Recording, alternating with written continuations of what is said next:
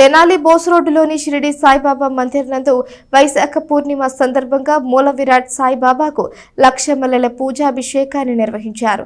అధిక సంఖ్యలో భక్తులు పాల్గొని స్వామివారి కృపకు పాత్రులయ్యారు.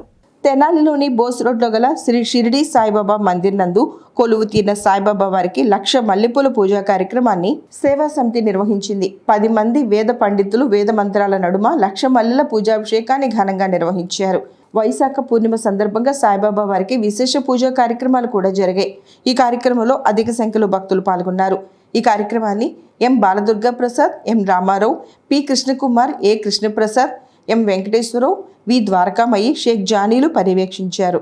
తెనాలి బోస్ రోడ్ నందు గల శ్రీ షిరిడి సాయినాథ మందిరమునందు ప్రతి సంవత్సరము వార్షికంగా జరిగేటటువంటి 1,00,000 పుష్పార్చన మల్లెపూలతో 1,00,000 పుష్పార్చన కార్యక్రమము వైశాఖ పౌర్ణమి నాడు మహావైభవపేతంగా జరుగుతూ ఉంటుంది.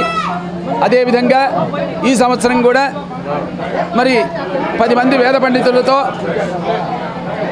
ఆ సాయినాథుని యొక్క సహస్రనామములతో మల్లెపూలతో మల్లెపూ ఎంత తెల్లగా ఉంటుందో అదేవిధంగా ఆ పరమాత్మ అయినటువంటి యొక్క సాయినాథుని యొక్క అనుగ్రహం వల్ల మన హృదయం కూడా అంతే తెల్లగా ఉండాలి.